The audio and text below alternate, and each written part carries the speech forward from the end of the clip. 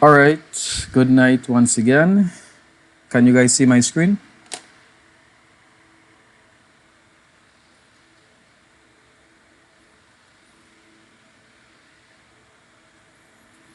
Anyone there? Yeah, we can see it. All right, can you guys see my screen just to confirm? Yes, sir. Yes, sir. All right, great.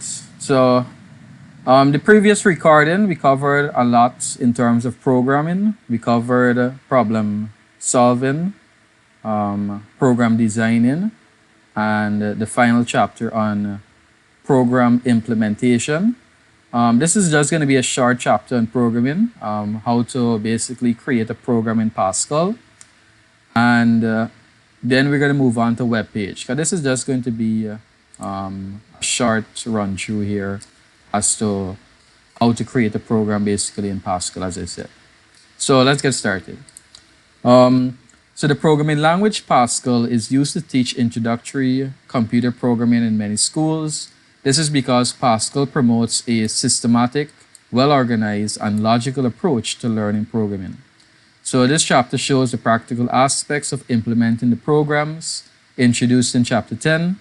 If this is your first programming language, you will need a few basics to get started. Think of a programming language as a recipe for baking a cake or instructions on building a bench. Pascal is one programming language, just as English is one spoken and written language. Your mobile phone has a keypad that you can use to type the number or text message. Then you can click send, and your call is made or message sent without the knowledge of how it is done. However, if you type a wrong digit, when you're dialing a number, you will not be able to contact the correct person. Similarly, a computer uses an application called a compiler to produce a result by translating the instructions in a program you write into a form the computer can interpret. If you type the wrong instructions, the compiler cannot produce any results. Instead, it produces syntax errors or runtime errors. So if you don't type a program correctly, if you don't write the code correctly, you try to compile, which is basically translating into the machine code, the binary, it will not work. So finding a Pascal compiler. There are a number of Pascal compilers available. In this chapter, Easy Pascal is used. You can search for Easy Pascal free download, blah, blah, blah, blah. Writing your first program. So when you start Easy Pascal, the Pascal editor will appear. The upper green area is to show the result of your program, while the lower blue area is for typing the code. In your Pascal editor, type the short Pascal program below. In the first line, be sure to type your name in the place of ... So the important point here that in Pascal, the curly brackets here are what are used for comments in a program, the curly brackets.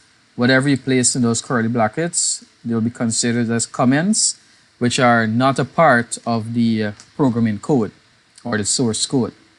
So the word program tells the Pascal compiler that this is the first line of code that contains the name of the program. In this example, the name of the program is sentence. So as we can see here, you have the keyword program and then the title sentence after that.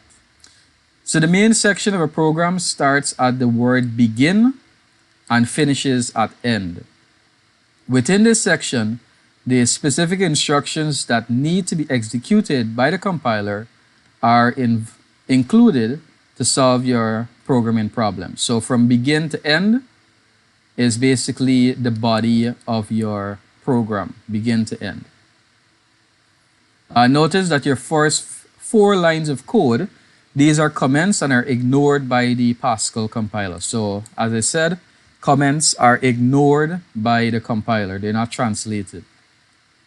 You should always start your program with the following comments. So for comments, you should have your name, basically who created the program, the title, to give us just an idea as to what the program is about. Then you can add a description to give it a bit more detail, and when you would have created that program.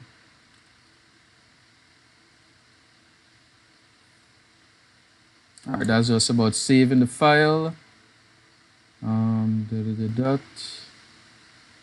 Yeah, that's just about saving it. So the Pascal file extension is .pas. So those are things you need to know about file extensions, like how we have .mp3 and so on, and basically what file type they are and what software makes use of it. So .pas Pascal. Compiling the program. The Pascal compiler needs to convert the Pascal program from the statements you type in the editor into machine language so that the central processing unit can execute the program correctly. The compiler first checks your program to ensure that no typing or syntax errors were made. So while compiling, the first thing it does, checks for typing and syntax errors. So you select Run, Compile, or click the compile icon on the menu.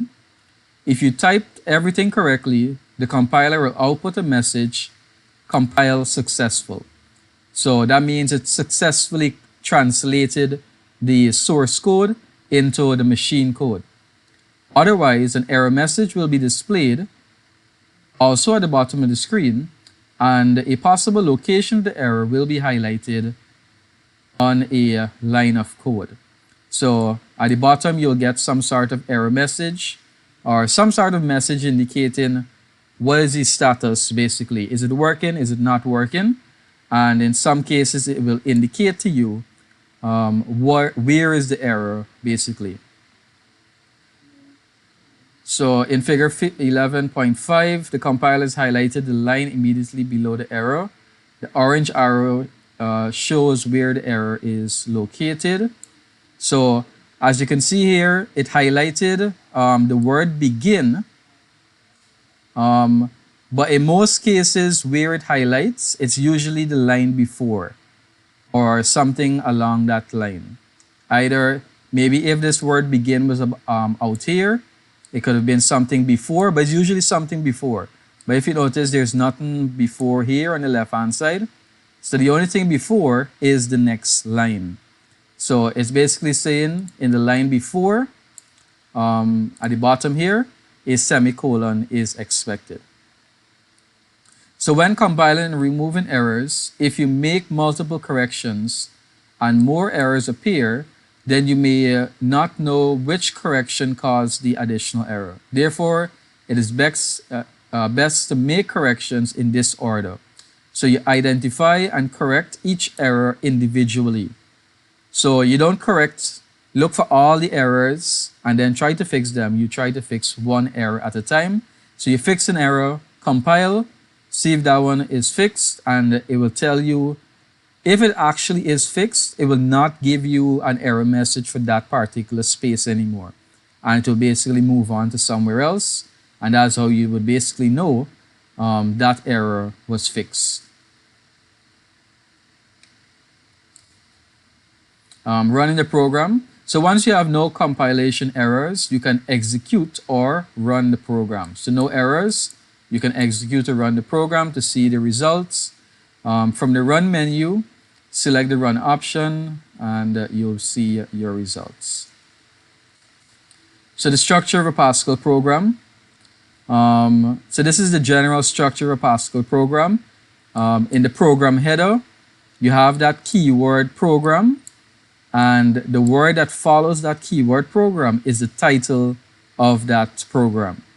So whatever you type there, for example, you have program sample. Sample here is going to be the title. So all Pascal programs must have a program heading. The first word program is compulsory. So after this program header, you can have your declaration section of your program. And this is where you're going to make use of keywords such as const and var. So we learned what are constants and what are variables.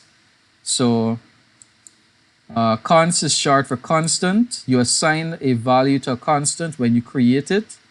Var is short for variable.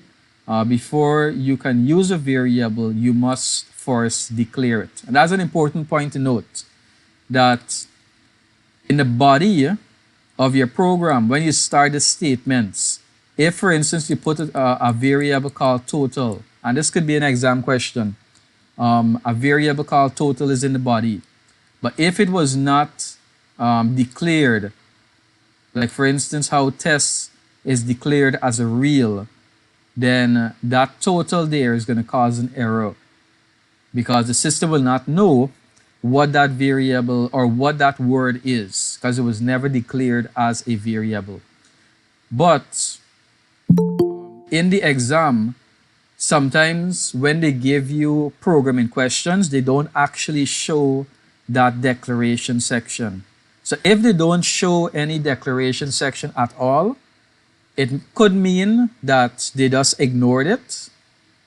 But just note that if a question is structured in this manner, like maybe a multiple choice question, they ask that if a variable was put in the body but it was not declared, something along the line, will it work, or what will happen to the program? The program will run into an error, simply because we never declared it. Good. So the declaration, you declare constants and variables. Then you have the keyword begin, and that keyword there, begin, indicates the starting of your body, the starting of your statements. In Pascal, read means input, write means output, and the ln, whether for read or write, it simply means you're putting that cursor on the next line after that particular action was carried out. We should already know about the if statement, so we won't go through that. Remember, then is always looking for true, and else is always looking for false. The for, we already looked at the for loop. So basically all of the statements we learned so far, the if statements, all of the loop statements, they basically go into that body. And your formulas and so on, they go into that body. So remember the structure for the for loop. It's the keyword for, followed by a variable, colon equal, a starting value, to, an upper value, and then the word do. If it's the reverse, it's going to be 5 down to 1. And we usually put the word begin and end if we have multiple statements inside of this this loop, or even in the if we have multiple statements inside of it, we will put that begin and end to indicate like where is the starting of the loop, where is the ending of that loop. And similarly, we could put a begin and an end for the then statement to indicate where the then or where the true statements start from and where they are basically ending. While mark is greater than 30, and then we carry out. So notice the test is at the beginning, and the repeat loop, we learned that the test is at the bottom. And to end your Pascal program, we have the keyword end followed by a period. That's just the general structure of a Pascal program. You might not be tested so much on it because CXC doesn't really enforce that you must learn a particular language, but you never know how CXC might go. Any questions so far? Any comments?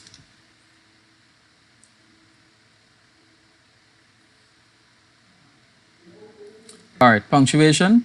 So the semicolon is used to separate declarations and most statements. Many Pascal programs are written to follow a structure such as those in previous examples. However, since a semicolon separates the individual declaration and statements, the following Pascal program will also compile and run. So Technically, you do not need to put your statements into different lines. So if you notice how this program here was written into basically one long line, and it's only wrapped around because of the wrap text feature. So we technically don't need next line space, because the semicolon, the purpose of that is to indicate the end of a statement. So if a program is written like that in your exam paper, it can work. It will work once you ensure that you're seeing that end of line indicator, that semicolon. So the keyword begin and end acts as brackets for multiple statements.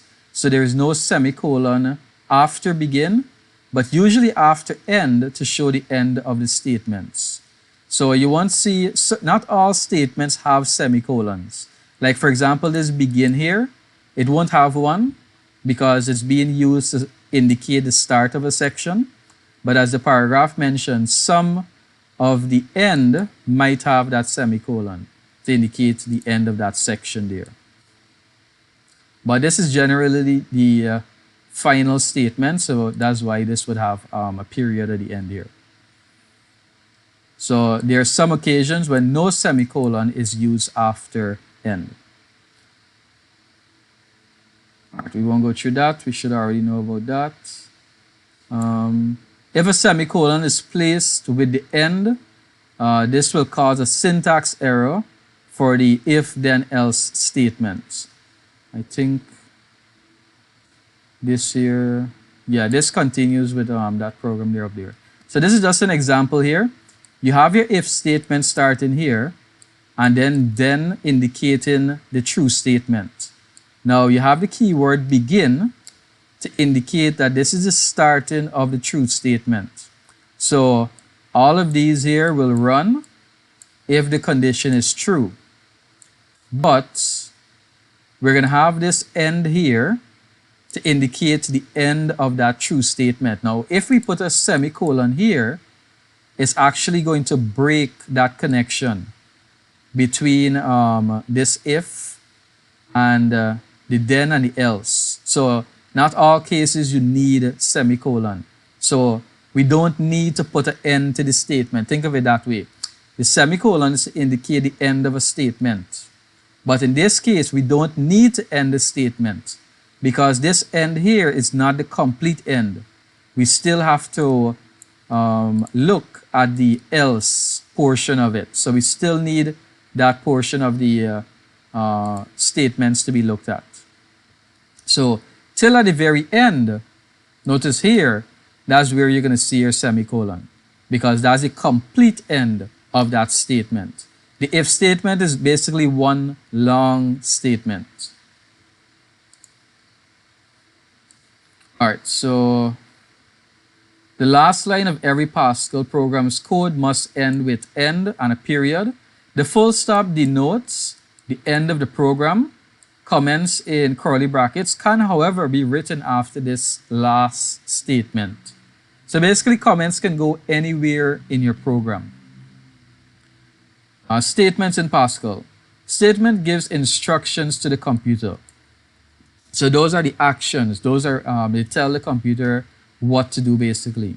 A simple statement is a single instruction, while a compound statement comprises two or more statements that are within begin and end. Like for instance, how this begin here, we have multiple statements inside of it. That is a compound statement. Multiple statements basically being grouped together. A compound statement is useful if you need to perform some instruction in sequence or repetitively before moving on to the next step of statements. So, like we said already, read and read line are for input. This here is an example as to how you assign a value to a variable. It's marked := and then that value. Sorry, variable. So whatever the variable is on the left hand side, colon equal to whatever value. But this is for the Pascal program. So if you see v equal 30, that is also assigning a value.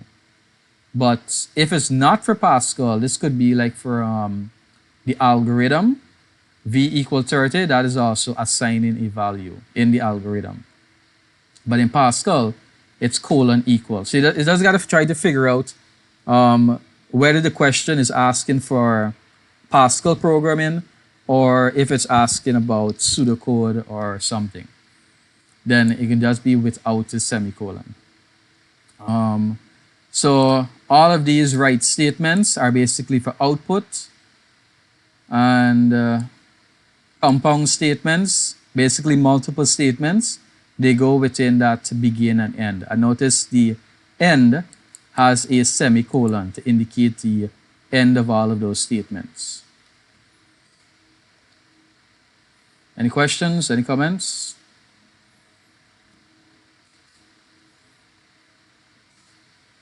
All right.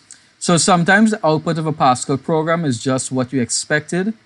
There are times, however, when you need to look at your code again to see what is missing, has errors, or is not set out in logical steps. The following sample program illustrates various results. Type the program in example 1 into your Pascal compiler. Try to maintain the indentation of the code. Then compile and run, and blah, blah, blah, blah. All right, so just a reminder why we use indentation.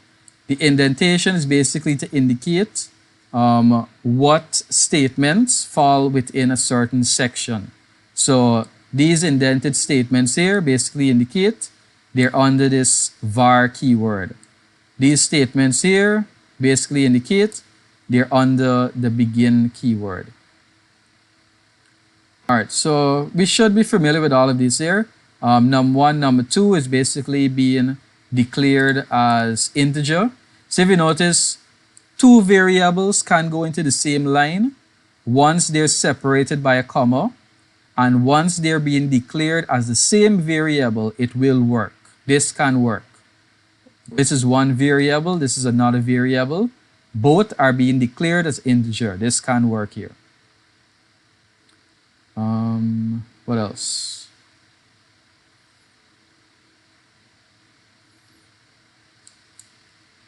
All right, we already talked about the right to line, the ln, write to integers, read ln. Okay, so this is another example of putting it together. So in this case here, they have read line and the two variables in bracket. So it's similar to how we have num1 and num2 being declared as integer. So what this line here is going to do, read line num1 and num2, what that's going to do is that it's going to accept the first number when you type, and when you go and type again, because it's going to prompt you basically for another value, and when you type in another value, it's going to be stored into the second variable. So this is just basically shortening the line of code.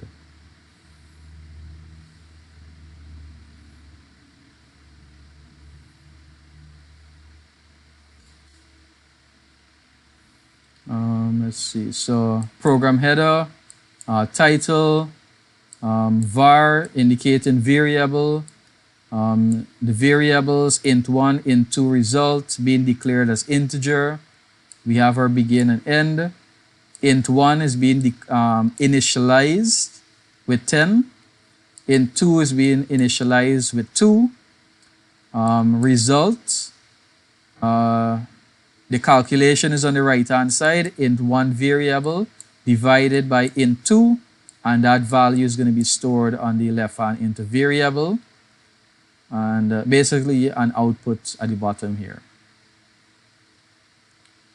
The next one, so we have three variables here being declared as real. Real A initialized with 10, real B initialized with 2, and basically another division here again.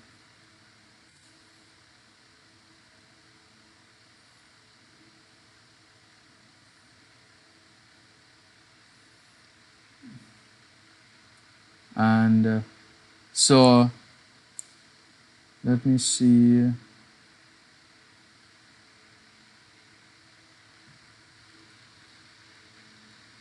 I'm looking for,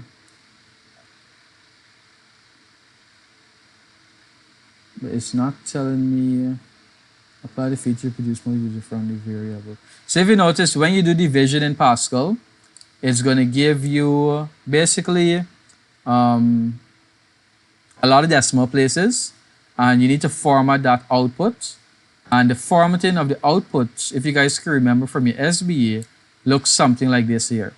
So the name of the variable followed by a colon, and I cannot remember exactly what is the first two, but I think the last two is how much decimal places you want. So as I show in this example, if you want 2 decimal place, simply put 2 and 2. But I can't remember exactly what was the first value. If anybody here remembers, they can let me know. Or if anybody knows.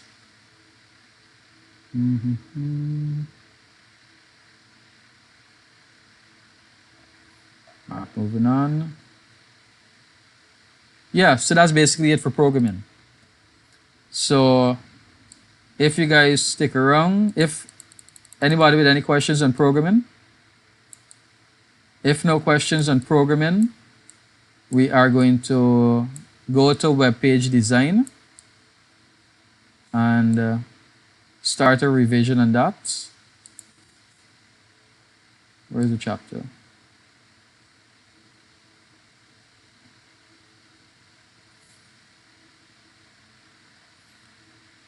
There's not much 6.1. There's not much chapters on web page design, so it won't take too long. There's only 3 chapters, so not a lot of content on it. So we're gonna finish, try to finish off web page design tonight. All right. So web page design, introduction to web page design. So a web page is a document you can view using a browser. So we consider web pages basically document, just like how you have a Word document and you can type information into that Word document and you use a word processor called Microsoft Word to view that Word document. Similarly, web pages, we treat them as documents. We consider them as documents. And we use a software called a browser in order to view the content of that document. So in this document, we can have text, image, video, hyperlinks that are going to take us to other web pages and files. Web pages are usually written in a language called HTML, Hypertext Markup Language. That is a language we use to create websites. A universal language that was developed to produce the layout of web pages. Now, don't become confused by thinking HTML is a programming language. So we just finished programming. HTML is not a programming language. So it is what we call a markup language. So why we call it a markup language? Because it contains codes called tags that a web browser uses to present the text and images on the web page. So it basically looks at how you format the information using these tags, or basically the marks that you make, and that's how it gets presented in the browser. That's why it's called a markup language. It's right in the name. Hypertext Markup Language, not a programming language. That might be a question on your paper. So the use of HTML helps in 2 major ways. Why do we use HTML? We use it to share documents. HTML was created to help users share documents on the internet so that any browser can read a basic HTML document. So it's kind of something that's universal, like how you have we have Microsoft Word. And in order for us to access a Word document, we basically must have Microsoft Word. Now, not everybody can afford Microsoft Office to view Word documents. So that's why we might have PDF documents, because PDF readers are more freely available. So similarly, to share documents, web pages and the software that views web pages are mostly free. In most cases, they are free. So it's a very good method to share documents with persons. Now, web pages can be used to link to other documents. So hyperlinks use an internet address for the related documents in the HTML code for the page. Clicking on the hyperlink either downloads the related material or views the document. So the second purpose of hyperlinks is to link you basically to another document. You can either download that document or you can view that document. Either one is basically going to be carried out depending on how it was set up. So any web browser can be used to access a web page. The most common web browsers: Google Chrome, Microsoft Edge, Internet Explorer, Mozilla Firefox, Opera, Safari, and now we have Microsoft Edge. So browsers basically allow you to view the HTML file, but you do not create them using that browser. You can open a web page by entering a unique web address called a URL. So the URL is the address for a website that is typed into an address bar for a browser. For example, type in dot opens the support web page for this text. You can also use a search engine to find a web page. Key point to note: what is a search engine? A search engine is basically a software on the internet that allows you to search for basically content on the internet. Search for different websites. You're searching for different web pages on the internet. So a search engine is a software on the internet that allows you to search for other web pages. So if you're typing, if you're writing an explanation, like how to search for something, you don't say you type it into Google or you type it into the browser or something of that sort. Depending on what you're saying, you have to say that if you're searching for something, you are searching using that search engine. Now, in the early days, web pages were intended to only provide information for education and the government. So when it was first created, it was only for the government basically, and then maybe they moved on to education. Now websites are being created and existing ones are being updated and modified every day. A website can be a standalone web page or multiple web pages linked together through navigational links. So a web page is basically a single page. Just like how you have a book, and in that book it has multiple pages, a single page, we call that a web page. A collection of web pages, we call it a website. And a website can have one page. Nothing's wrong with that. What are categories of website? A static website. This is basically a website that doesn't change. It's like kind of like a brochure. There's information on it. You go to it, you read it, and that's basically it. Editable brochure website. This website is interactive version of the brochure website. Content is stored as it is updated so that visitors can search for and view past articles and so on. Dynamic website. As the name implies, dynamic, it is changing, it is updating. So on these websites, you can create accounts, you can add content, you can add videos, you can add pictures. So this is like most social media websites today. They're constantly changing and updating.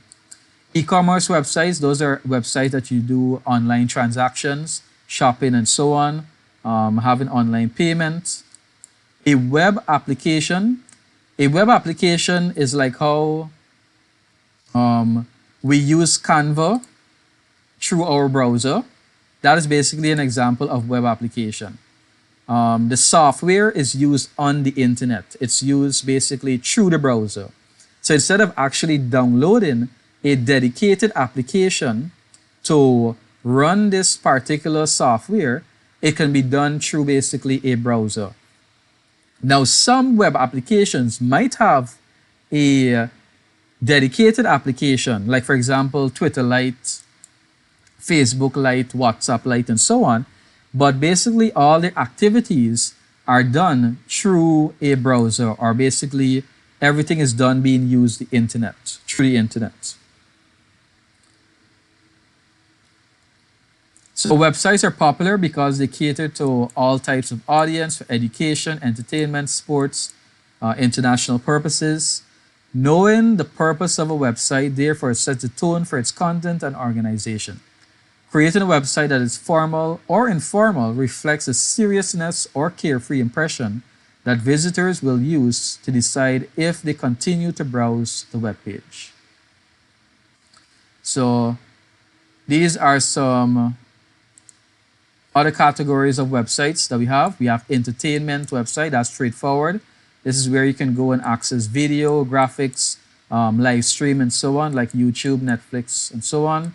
Corporate websites, that's basically business websites. Used for marketing, conduct business, that's like CSEC.org, and so on. Shopping websites, that's for e-commerce, Amazon, eBay, Shein, and so on. Information website for sharing information, historical information, current information, like Wikipedia, CNN, and so on. Community building, or more commonly, social networking. We all know what that is. This is where you can go and communicate with person, share your personal information, post pictures, videos, Facebook, Instagram, and so on. Academic or professional websites. This is where you can create professional accounts for yourself to promote yourself, where you can post your resume, your portfolio. That's like LinkedIn, so that persons can view your account and basically reach out to you and maybe try to hire you for a job. Personal or blogs. This is where you can basically post information about various topics, about yourself, specific interests, and so on. So there's like blogs, forums, vlogs, and so on. Mobile websites. Those are basically the mobile version of a desktop website. So the desktop websites are what we view when we use a computer. But when we're using our phone, which is a smaller device, the screen is smaller, we need what is called a mobile website, which is basically going to make the information fit better on that device for readability. Directories, that's basically an online directory for information. So instead of searching alphabetically, you can search based on various terms, Yellow Pages, Bing, Google, and so on. So search engines, those are basically also directories. All right, planning a web page. What are the parts of a web page? What goes into designing a web page?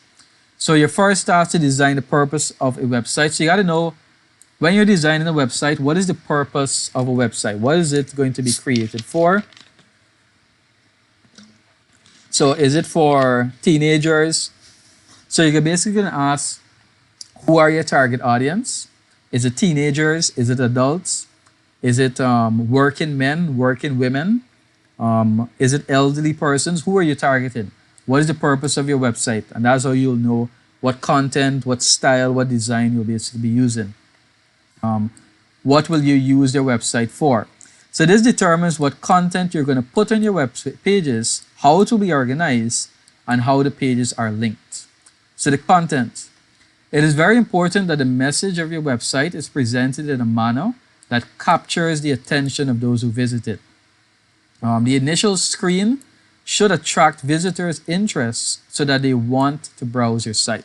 So the very first thing when they open the website, which is called the home page, should attract that person to make them want to stay on that website. Like how, for instance, when you open YouTube, the first thing you see is a bunch of videos that you might be interested in. So that is gonna attract persons to want to stay on the platform. So the main screens and connecting pages should supply enough information and maintain a visitor's interest enough to encourage repeat visits. The use of one or more combination of colors, image, sound, video, tone of language can capture or lose a visitor's attention. So your choice of content on that main page is going to be important. Now, how do you organize it? Web pages should be well organized with information arranged in categories and subcategories. So you don't have them just scattered all over the place. They're grouped together based on categories. This helps the user to browse through information in a sequential and logical manner so that interesting subtopics can be selected for further reading. You should therefore sketch how the various web pages should relate to each other and how you would want your website visitors to view the content of your web page. I think I remember there was an exam where they had to draw the it was similar to the tree this year. They basically had to draw a structure of a website, how they would organize their website. So obviously the first page is going to be your home page, but how are you going to categorize your various other pages? So like this is a website for plants. So you're going to have one page for flowering plants. You're going to have a page that's dedicated about plants, a page about planting ideas. So let me go down from flowers. What kind of flowers? You have potted flowers, you have garden flowers, and then for the garden flowers, we have seeds that you can get for those garden flowers and seedlings that were already planted for those garden flowers. And then, so it's basically how are you going to group certain information together and what pages are you going to put it under in order to make it organized. Those things you got to think about.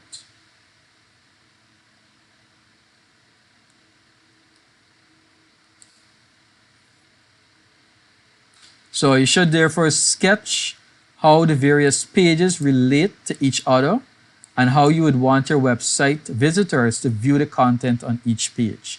So when they click on one page, what page will that now take them to?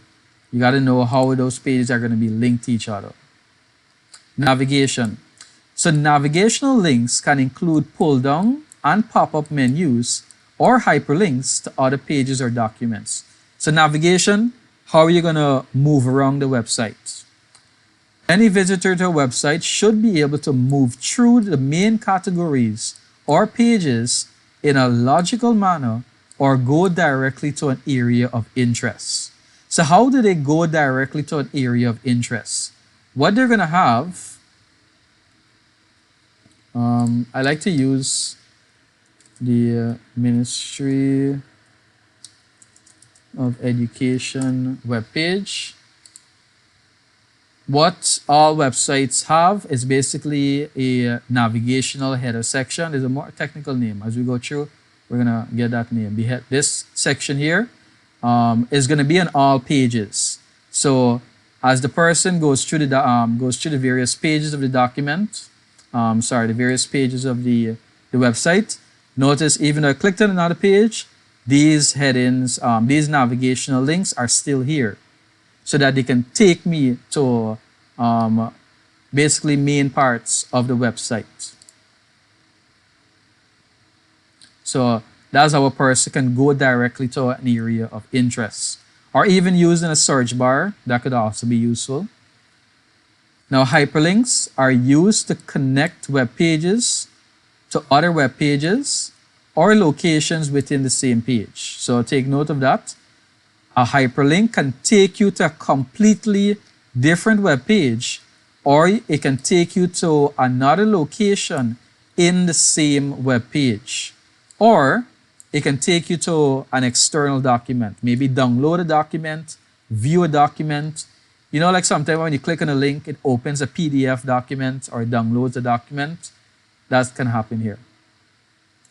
Other navigational links are breadcrumbs, which are seen in a single line below the web page header.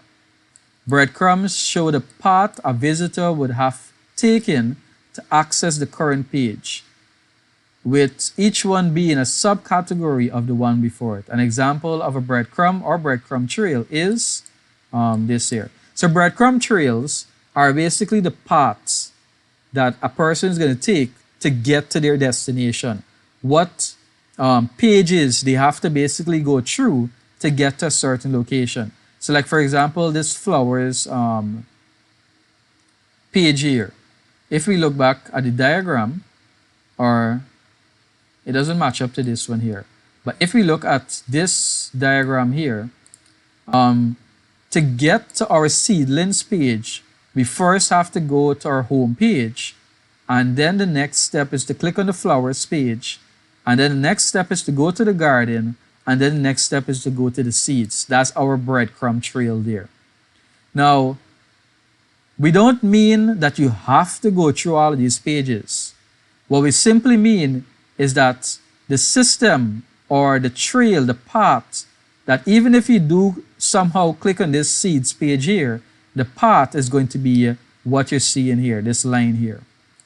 So like for instance, this same ministry page here, let me go back to home. Notice it's education.gov.gy/en/index PHP. That's on the main page there. If I click on parents, notice parents was added at the end here. If I click on another article, notice parents and the name of that article is at the end of that trail there. So that's my current location.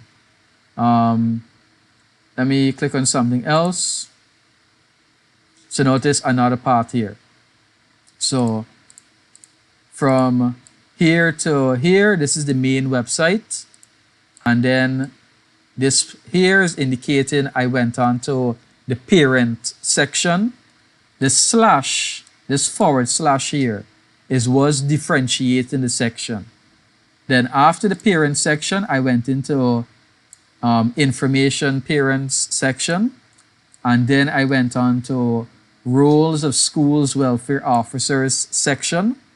And then I'm currently at counseling and consultation. The final one is always going to be where you're currently at, counseling, and it's usually going to be like something of a title matching was in that address bar there. But not always the case, but in most situations it's going to be like that. So that's your breadcrumb trail there, telling you what's the path you take to your destination. So the visitor can go directly to any of the pages in the breadcrumb by clicking on the hyperlink in it, including home, which will take them back to the opening screen or web page. Another useful set of links websites can provide are those to other websites that are related to your website content. So like how they might have like links here, careers and consultancies, or might have links to take you to different information. That's also useful. Now, what I wanted to also mention is that all websites should have a home button. All websites must have it. And you basically must see it on any page you go. That's one main button all websites must have, a home button. Because you must have something to take you back. Logo design competition. May 22nd. That's today. Yeah. So that's going to take you back to the home page of your website. That's important for all websites to have.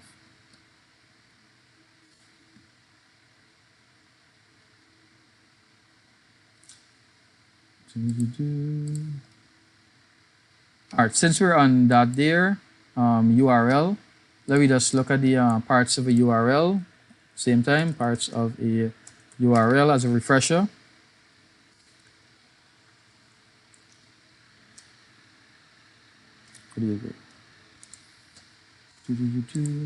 Yes. So the HTTP is a protocol to indicate that you're transferring the web page. HTTP stands for Hypertext Transfer Protocol. So it's a protocol to indicate that you're transferring the web pages, the HTML pages. The S indicates secure. It's a secure version of HTTP. And this could also be a security question, a lower form question, because they could ask you like, how would you know that a website is secure? Well, basically the S is a sort of an indication that a website is secure. That the S is indicating, as I said, the word secure, and that the website is encrypted, the connection is encrypted, and so on. The www is indicating that you're accessing the World Wide Web. That's what www stands for. This is an example of a domain. After that domain name, or that domain, which is example here, you have what is called a top-level domain. So this is a bit more technical, not necessary for you to remember these, but top-level domains are basically be like .com, .edu, those things that come after the domain. So like how you see at the top here, we have .org, O-R-G. Those, that three-letter word there, or it could have more letters. Those are called top-level domains. So the combination of the domain and top-level domain, that's going to give you your domain name. Port number, let's not talk about that. That's just basically to indicate what service you're accessing, but that's very technical, not necessary for you to know. The path, we talked about this here, your breadcrumb trail. The slash indicates the path that you take. Now, since we're talking about paths, file paths are not only for websites, they're also for your computer, for your file manager. And they could ask you questions on it. Like for instance, if I go to this, this folder location here, and I click on the top here, I'm going to notice my file paths. So this here, if you guys can see, it's indicating that on the D drive, that's how we usually say it, the D drive, D colon and backslash. So notice here, we're using backslash, not forward slash. On the D drive, I have a folder called St. Stanislaus College. So if I click on grade 9, and I click back at the top here, notice St. Stanislaus College / grade 9. So this last part here is indicating my current location. This is also a breadcrumb trail, but just know that the the slash is different. But it works the same way. It shows you the paths of the folders you would go through, and the final one shows you your current position. All right, yeah, so that's basically the structure of a URL. So let's continue. Any questions so far? Questions, comments?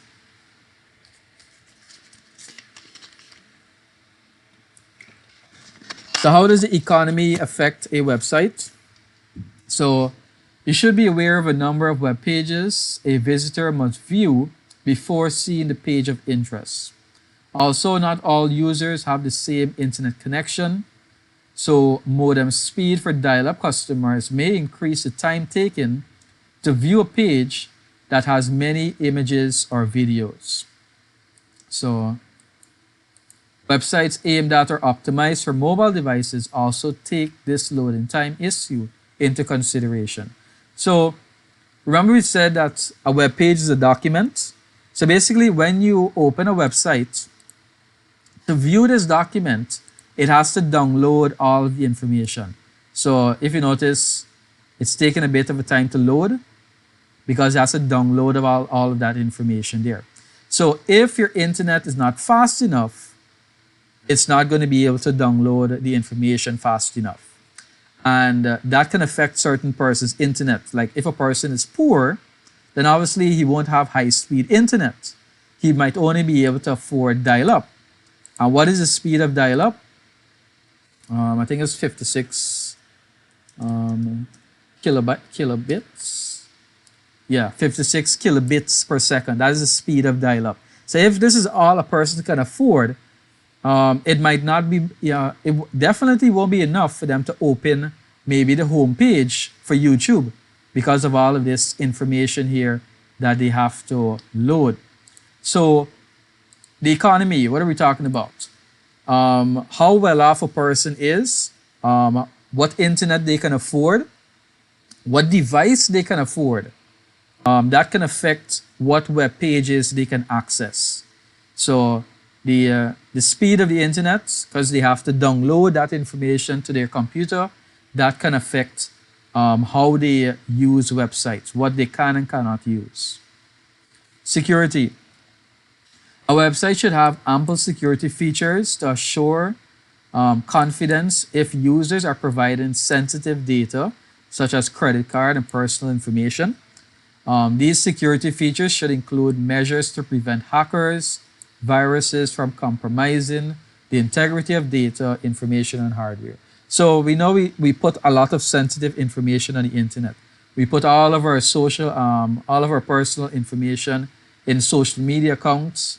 When we're doing online purchases like Shein, Amazon, eBay, and so on, we put all our personal information once again, and even our debit and credit card information.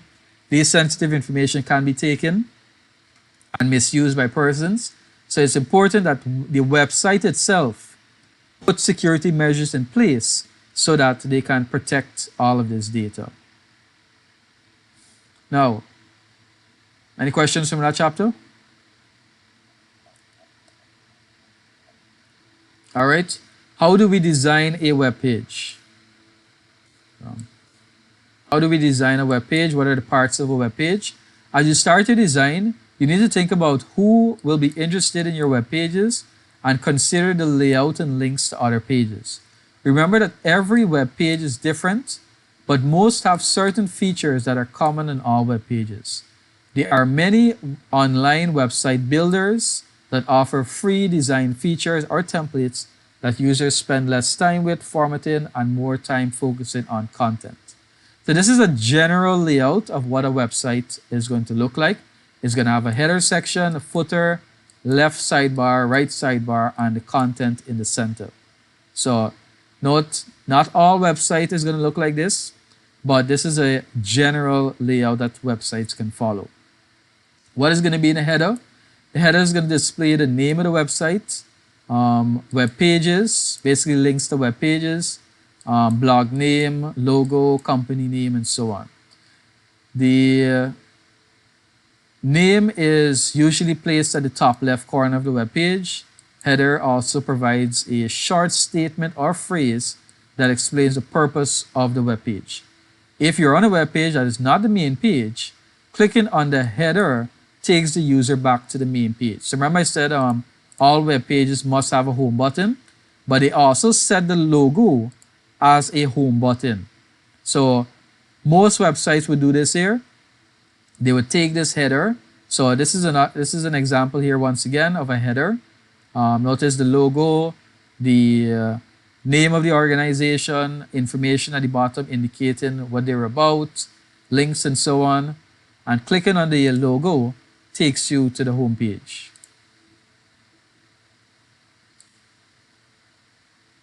Sidebars. What are the purpose of the sidebar? The sidebar is going to have navigational bar or menu that shows links to each of the major sections of the website. So it's basically going to have links to different parts of the website. So as you can see here, we have some sidebars taking you to different parts of the website. Notice this is the news section.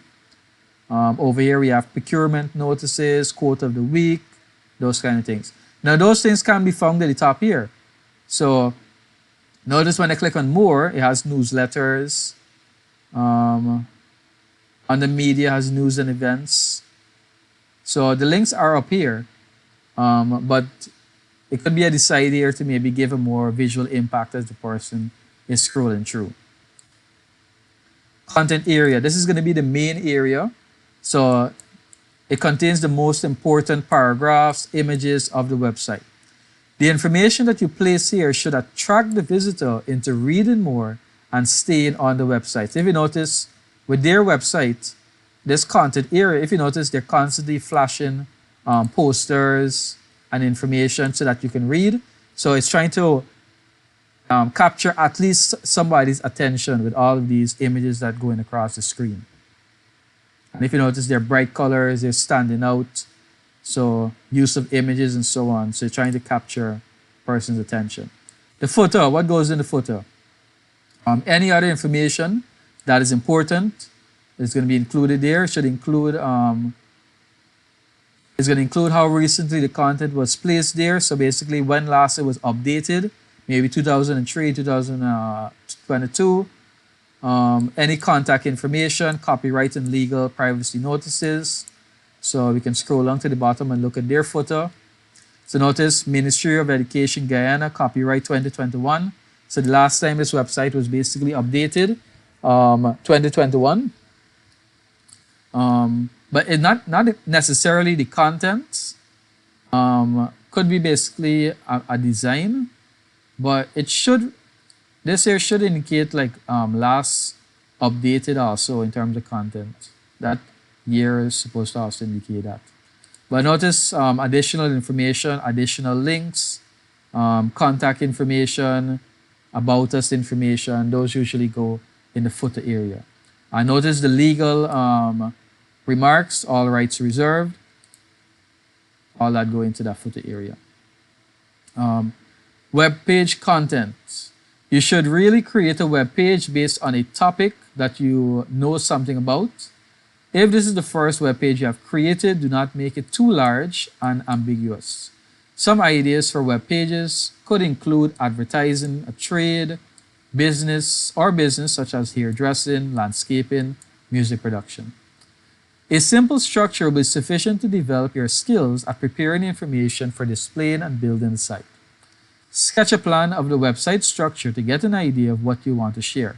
So if you get a question, what do you do before you build a website?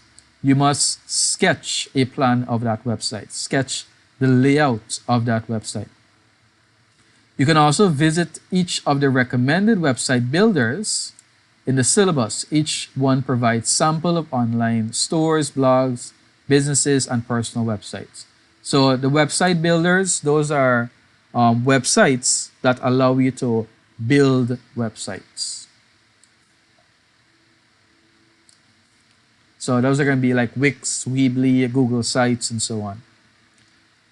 Background and themes. When you create a web page, you should consider using a background or theme to help capture the attention of a visitor. This includes the use of colors, images, or watermarks to create an interesting background for your web pages. A theme can be used to give your web pages a professional look. For example, having all navigational links looking similar and the background color, font color consistent throughout. So know that whenever you're designing, whatever colors you use, everything must be consistent. So what does a poor website look like? Examples of poor website design.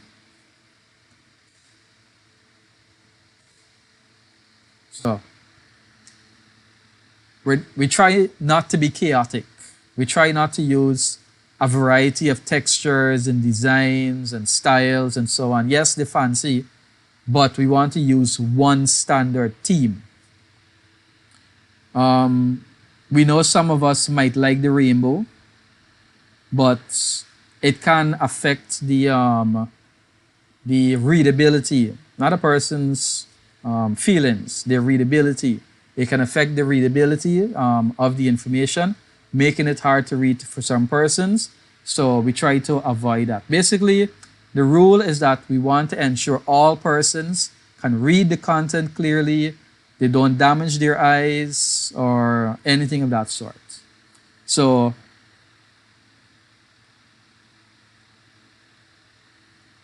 yeah, so we try to have a standard layout, elements aligning with each other, using standard font, standard colors, when we say standard, we mean like similar font, similar colors, matching font, matching colors, matching design. That's a good design of a website. Nothing chaotic. All right, text and images. Many website builders have options for you to insert, upload, edit, and remove your text, images, and videos.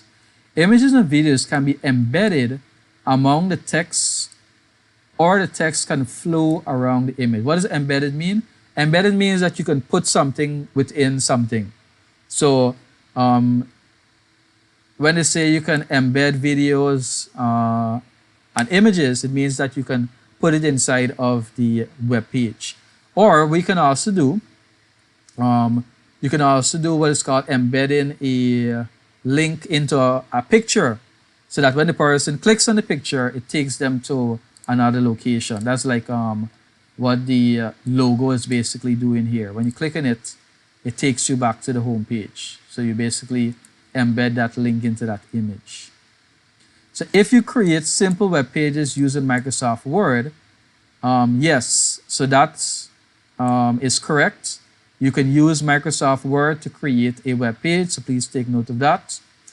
Any text, graphics, tables, hyperlinks, and other information in the document will be converted to a web-compatible format when you save the document as a web page. All the early versions of Microsoft Word could not create web pages. Saving your document as a single web page converts any text and information into HTML code. Any images are also converted into web-compatible graphic format. So,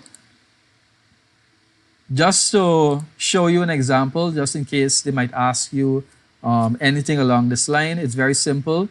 You can simply type in this is a web page. We can add an image.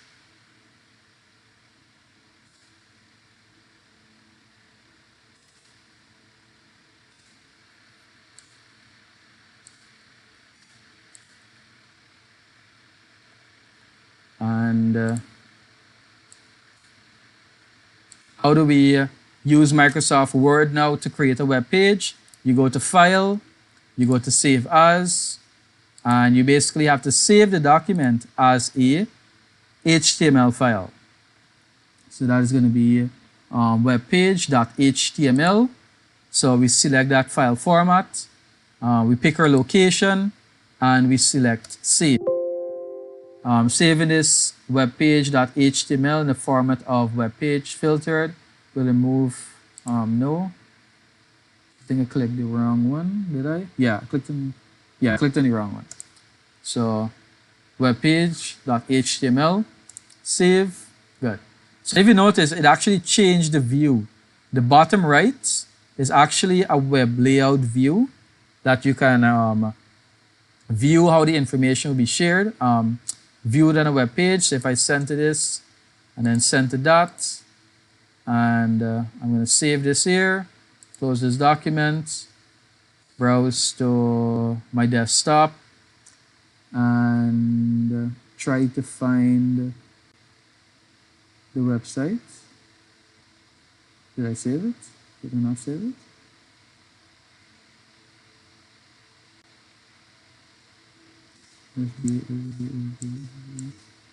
I did not save it.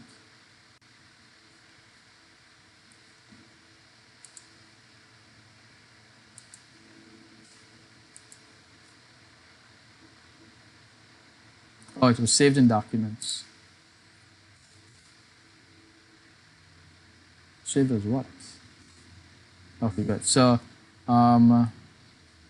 yes. So enter there, and we basically have a website. So it's that simple, creating a website in Microsoft Word. I notice all the information there was centered.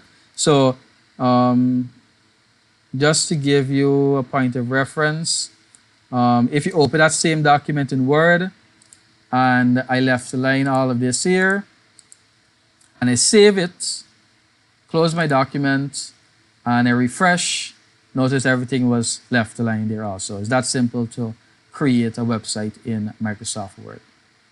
But note, when we do it this way, a folder is usually created.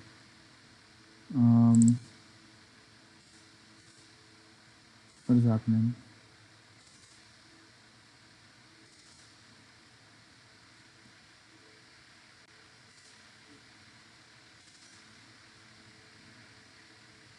Yeah, so just give me a second. Let me confirm is the right folder. 520. Yeah, that's the correct folder.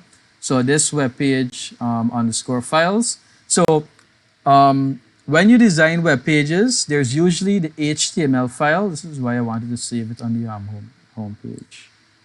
Either way. Yeah, just take note that when you do create HTML files, you're going to have that HTML file. So this is a web page, .html. Just ignore the L that's missing there. And there's going to be an associated folder. Inside of that folder is going to have all of the resources that are going to be a part of my website.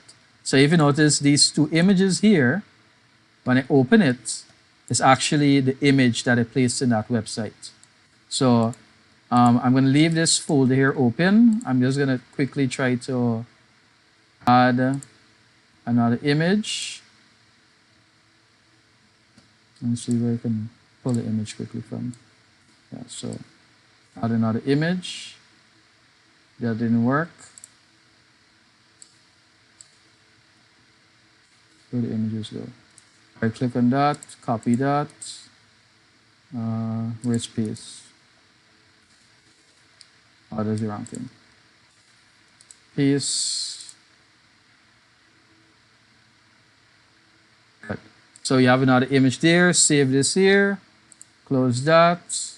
Refresh my web page. Notice I have that there. Open back my folder. I notice an image was created inside this folder. I did not add it. It was automatically added. When I double click on it, it's that same image that I added to that website there, to that Word document that was added to the website. So just take note of that.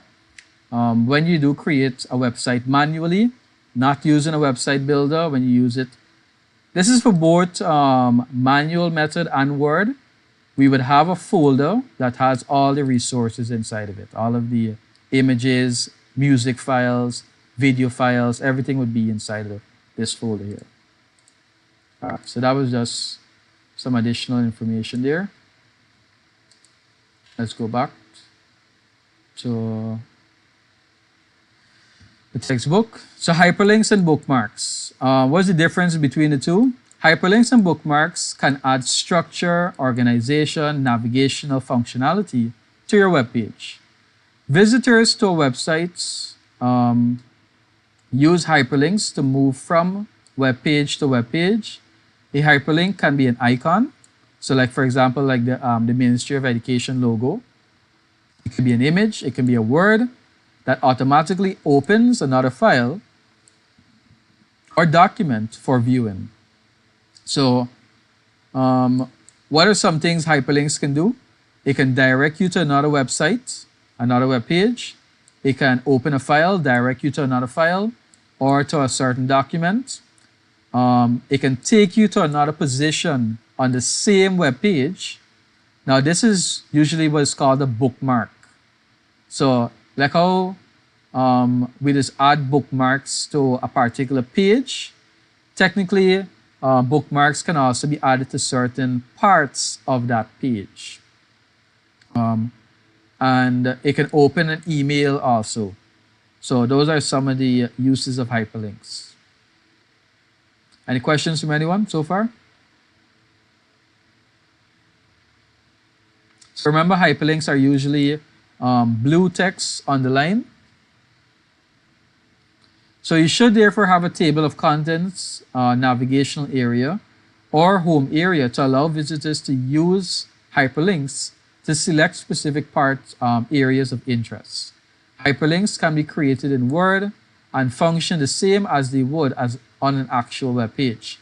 You can create a hyperlink so that when the user clicks on that particular portion of text or even an image, the user is directed to your specified place in the current document to view a web page or to a given email contact address. You can also fill out a screen tip describing the link you may want to add to the description. So this might come in your exam, how to create a link or a bookmark in your Microsoft Word. We're just going to go through this here and then I'm going to show you. So bookmarks are hyperlinks that jump to a different part of a web page. They are especially useful on very large documents with many words or sections. They are typically a name, a word or phrase that you assign to a location on the page that you may want to reference later. This means that rather than looking through the whole document or a page searching for the location, the bookmark feature can easily locate it. Note that when naming a bookmark, it should begin with a letter. It can include numbers. It should not have any spaces. That's basically a general rule. Do not start any name with a number. Always start it with a letter. Don't add any spaces to any name. However, you can use underscore to join words. So, how do you create a link in Microsoft Word? So, I'm going to add the word link there. And you can simply highlight the word. As remember, the exam, they ask for steps. They give you steps. You highlight the word, you right click on the word, and you're going to select the link option. When you select that, the insert hyperlink box will appear. And here you basically have to, on the left hand side, you indicate what that link is going to connect you to. What is it going to link to? So you can link it to an existing web page. You can link it to a place in the document. So that's creating a bookmark. You can link it to create a new document. So if I do this here, we'll create a whole new document. Or it can link to an email address. So, like for instance, I can type in this here, but this will technically create it by default. So if I click on this here, you're not going to see it, but the email pop-up came up. Like say for instance, I want to say my email, or if I want to say, click here to access my email, I could highlight that, right click on it, select link, and select email address. And in this box here, I can type in the email address.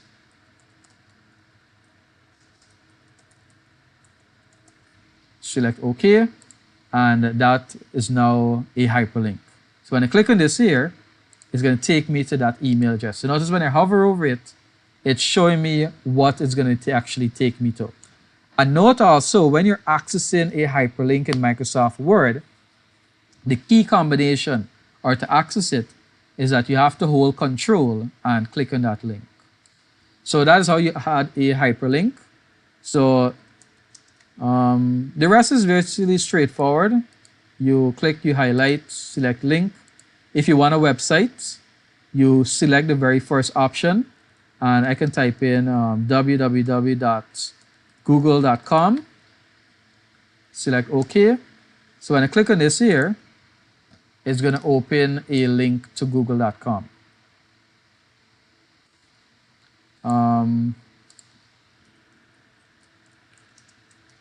Bookmark. Let's see if we can get this one to work. So right click on that link, place in the document. So take me to the a certain heading. I don't have any headings. All right, let me see if I can create a quick heading. So heading 1, style that with heading 1. And next page, heading 2, style that again. So let me try creating the bookmark now. So highlight this here, right click on it, select link, place in this document. So notice my headings are showing up there. I click on heading 1, OK. So if I control and left click on it, it's going to take me to heading 1. So that there is a bookmark. So remember, bookmark takes you to the location in a document. Whereas the hyperlink can do that, but it can do more. Take you to other web pages, take you to different files. So technically the bookmark is a hyperlink. Any questions?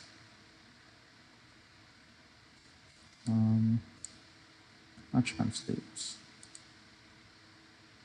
If you wanna edit the link, you would simply right-click on it. You can edit it. You could remove the hyperlink. So all of these might be questions in the exam. If a particular word, remember that the exam is practical in that it's theory practical. They might ask you how to do something in this manner. So to remove the link, you would right-click on it and select Remove Hyperlink. If you want to edit it, you right-click on it. Maybe you type the wrong link. How do you edit it? You highlight, or you right-click on it and you select Edit. And here you can edit that link.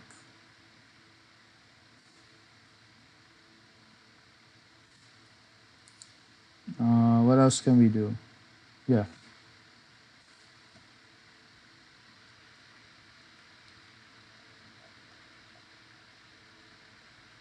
All right, final chapter. Creating a web page. So there are many online web builders available to assist users with creating their websites and web pages. While a word processor can create a basic set of web pages and connect them via hyperlinks, the syllabus also recommends web builders such as WebNode, Weebly, Wix, and so on. So just a side note, you can actually link this Word document to another Word document. So that is also possible. And that's how you can get different pages and so on, different web pages. Getting started. Most web builders require registration of the user's email address and password along with initial name for the website before you start to create any web pages. Once you have registered, you need to select the type of website that you wish to create. For example, will your website be one for personal use or business? Once you have made your selection, the web builder will filter some website templates for you to preview and select one that will be used to create your content. Adding content, now that you have chosen your overall template, you can use the options available to browse and add other web page designs that is suitable for your website concept. Some designs may contain columns, graphic, contact information, while others may contain section for graphic or video.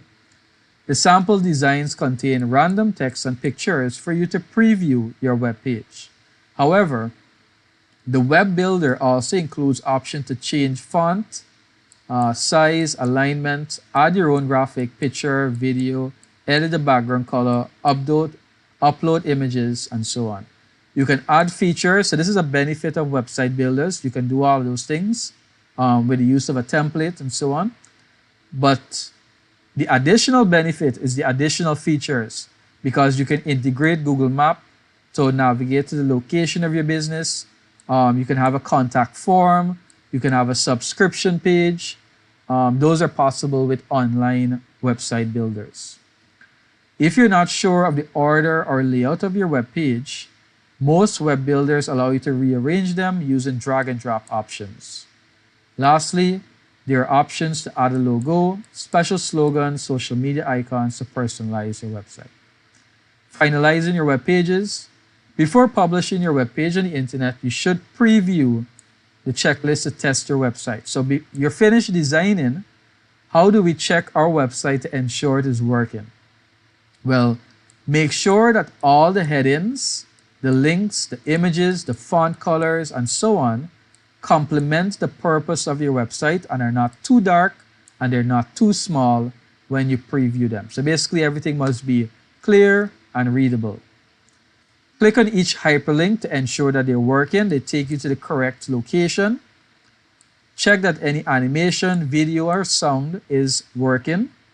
Check your email to see if it is working. If it takes you to the right email, Same for the videos. If it's playing the right video, check for orphan pages. What is an orphan page? As the name implies, an orphan does not have any parents. So a orphan page is basically a page that you go on and it does not take you back to any other page. It does not have any links. So these are pages that contain no links back to the previous page. And the only way to go back is to use the back button. That is a poor design of a website. So, like I told you guys, all websites must have that navigational area so that you can go to any website, any web page of that website. So an orphan page, that is a poor design. Check that the page titles on each web page are sensible, not too wordy. Page titles are important since they appear in search engine results and browser bookmarks. Since you do not know how your visitors will access your website, you should also preview it using a mobile device. So you preview a website on a computer and on mobile devices.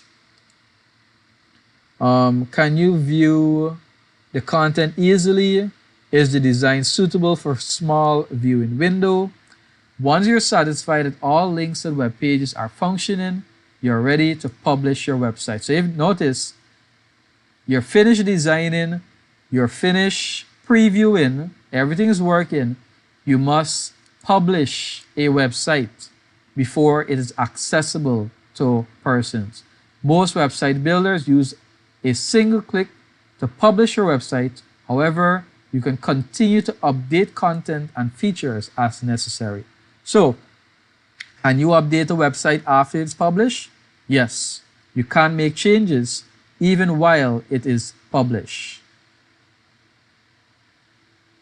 All right, so the final thing you need to know about websites is the HTML codes. Now, you don't need to know all of them. Basic HTML codes. The basic ones are enough to know about.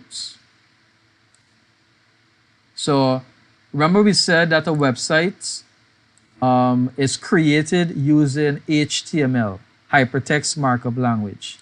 Now we said it is not a programming language, but it's basically still a language that you have to learn. It's still a language that you have to type, that you have to structure correctly in order to create the website. Now it's not too technical because, as I said, it is called a markup language for a reason. Because you simply type your information and then you mark it with how you want it to be viewed on the website. It's that simple. You type your information and you mark it with how it is to be viewed on the website. So for example, this here, my first heading, if you notice, it's surrounded by these tags. So these are what are called tags. They're in these arrows. So tags, have what are called opening tags and a closing tag. The opening tag does not have a slash.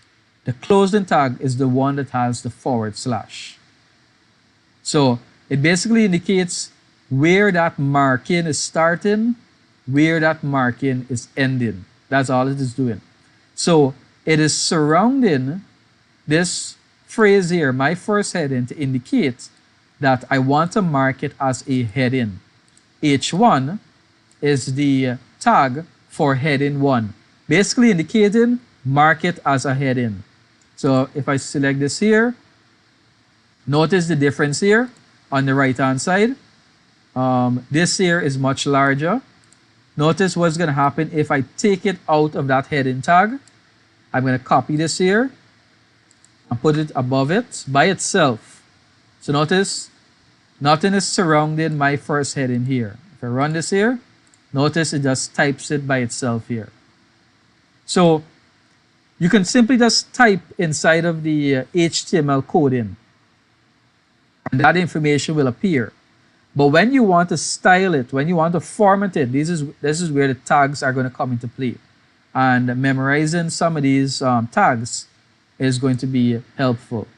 So any tag that starts with an H and a number, those are the heading tags. So the heading tags have different levels. So if you simply change the number, it will get smaller.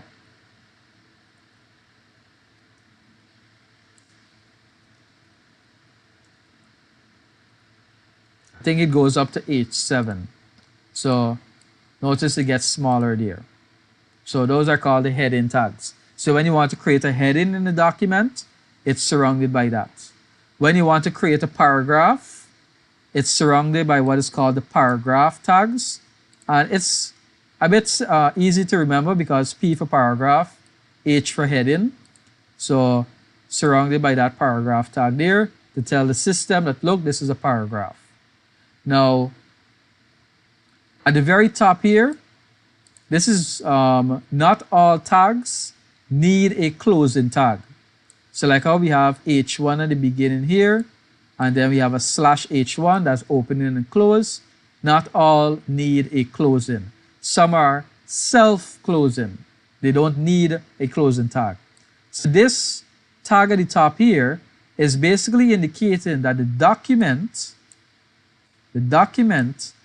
has a type of HTML. That's simple.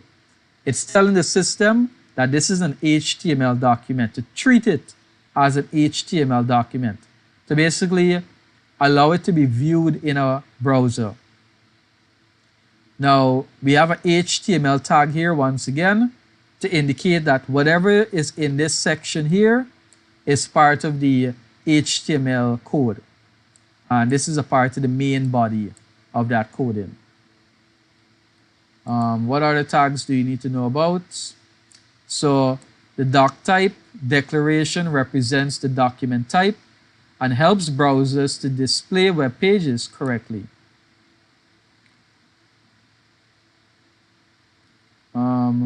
HTML headings are defined within H1 to H6. So H6 is the smallest.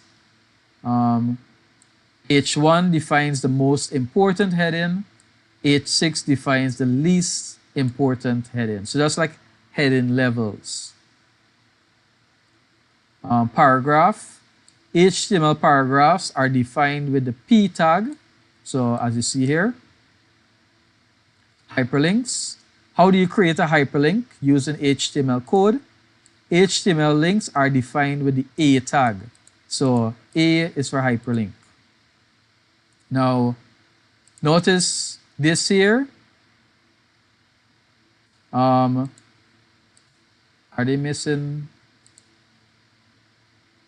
No, they're not missing anything.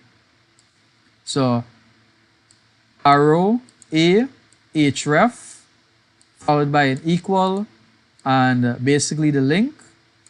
And this here, I was looking for the other arrow. This is what I was looking for, the other arrow. So this is basically the opening here. This is basically saying that this is the hyperlink. And what is happening is that it's going to make this phrase here the clickable hyperlink. So when I select this here, notice when I select this link here, that's what's going to work there. So if I take out that part there, let me cut this out and run, nothing is going to be there. So if I think if I actually put an image there, that's what's going to make that image a hyperlink, and so on. So if I type in the word link, I was checking to see if the actual link would have appeared by itself.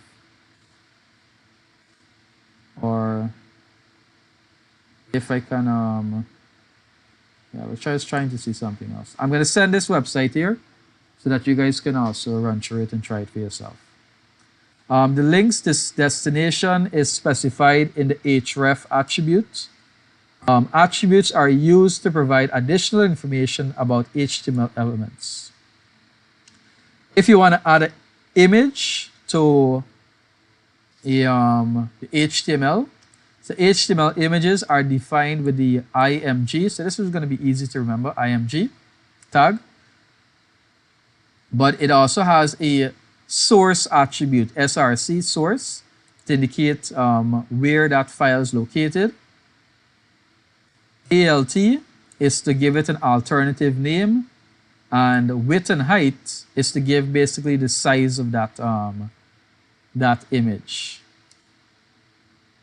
So notice that image there. So if I change up the numbers, so notice I'm going to change it to, let me make it small, 20 by 20, and I run that. Notice it got there much smaller.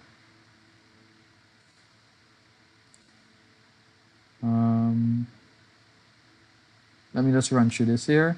How to view HTML source. Have you ever seen a web page and wonder, hey, how they did that?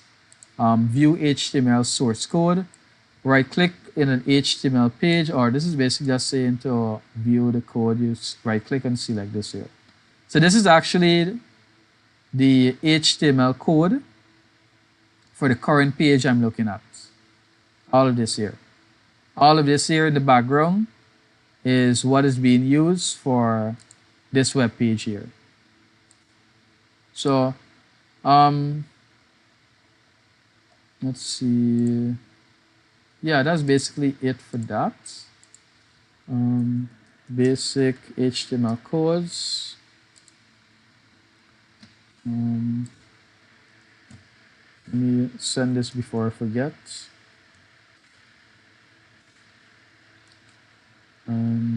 Yeah, so this here, this one could be useful.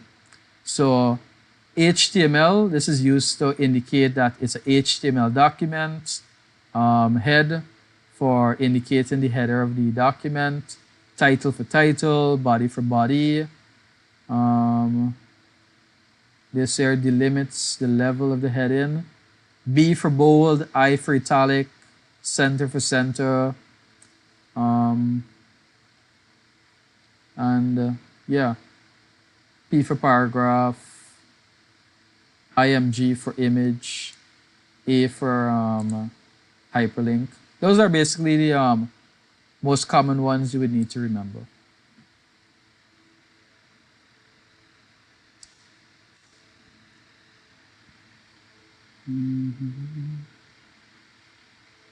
Yeah, so we won't go much more into detail on that,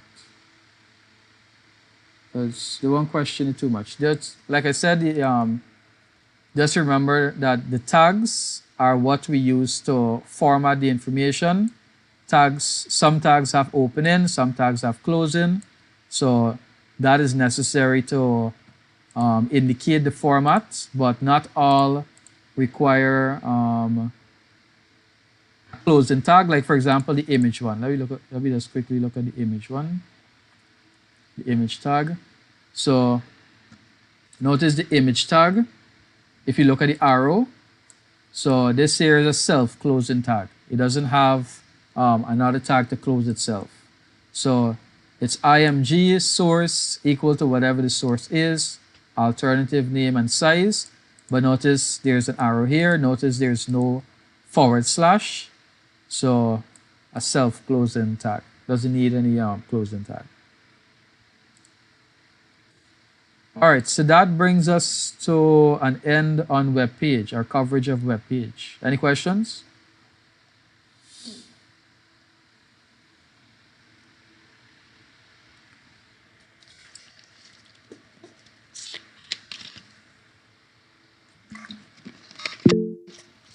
All right, if no questions, we're going to wrap up here for tonight.